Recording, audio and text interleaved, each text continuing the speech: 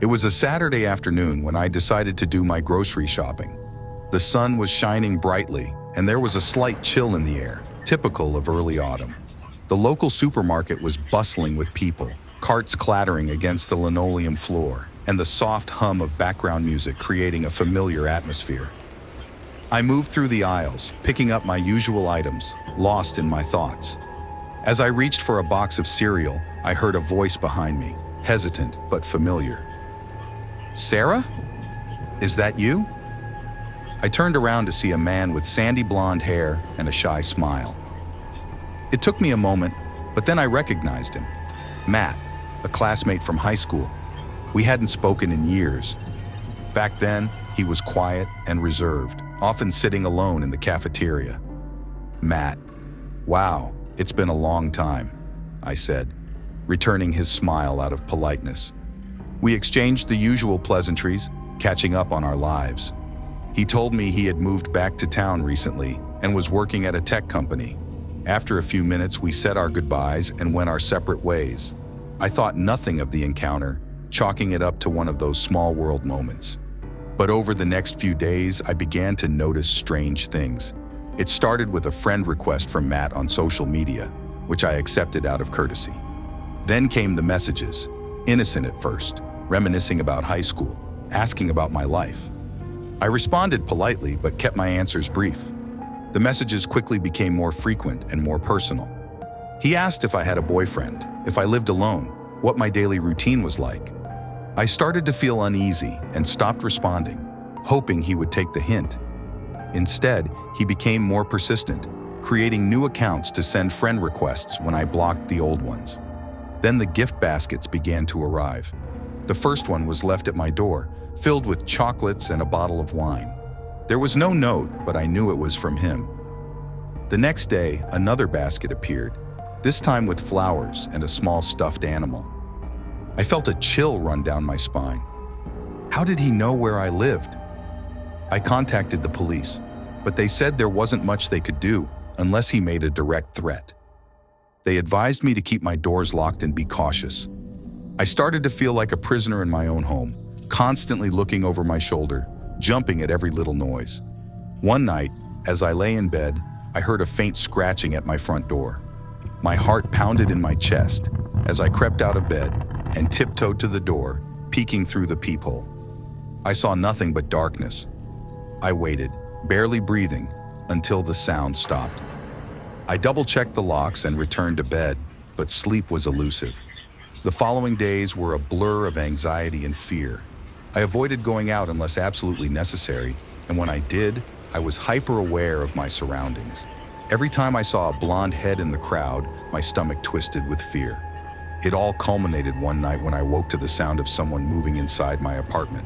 It was 4 a.m. and the darkness was thick and oppressive. My breath caught in my throat as I strained to listen. The noise was coming from the living room, a soft rustling, like someone going through my things. I reached for my phone, but it wasn't on the nightstand where I usually left it. Panic surged through me. I needed to get out, to find a way to call for help. I slipped out of bed as quietly as I could, my heart pounding so loudly I was sure it would give me away.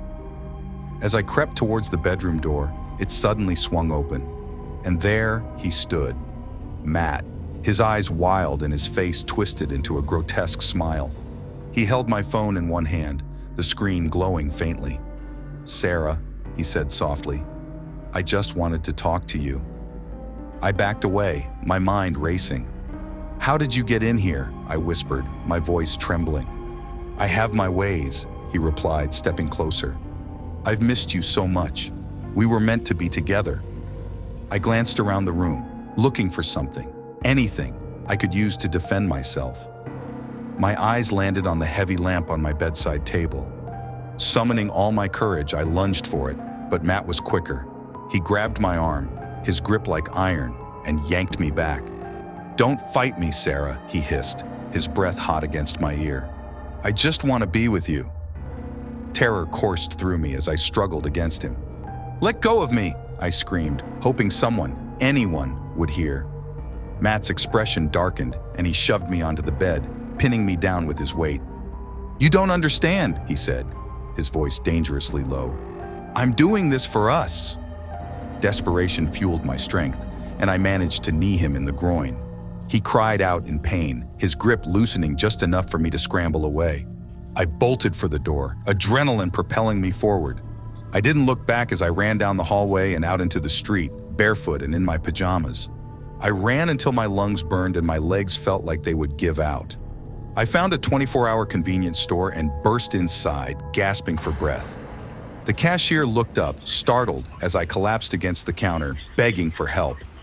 The police arrived within minutes, and I told them everything. They escorted me back to my apartment, but Matt was gone. He had vanished, leaving behind only the shattered remnants of my peace of mind. In the days that followed, I moved in with a friend, too terrified to stay alone. The police launched an investigation, but Matt seemed to have disappeared without a trace. I lived in a constant state of fear, jumping at every shadow, every unexpected sound. Weeks passed, and the police found no leads.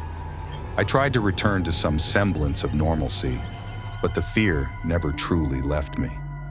I knew Matt was still out there, watching, waiting.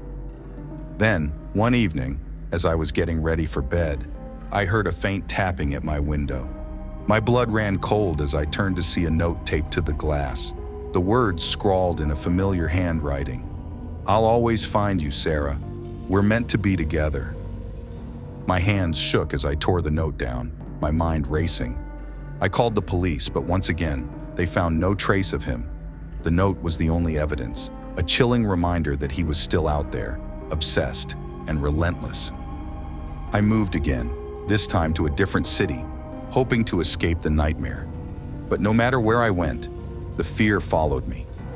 I changed my phone number, deleted my social media accounts, and tried to build a new life.